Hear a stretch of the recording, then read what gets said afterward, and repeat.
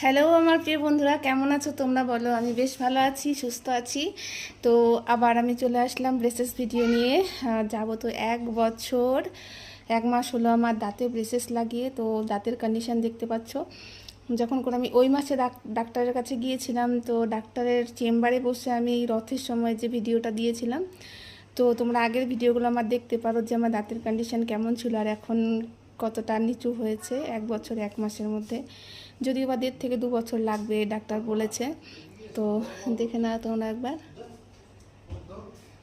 তো আমি হচ্ছে 4টা দাঁত টোটাল এক্সট্রাকশন করিয়েছি, তার মধ্যে ওপরে দুটো নিচে দুটোই দেখা।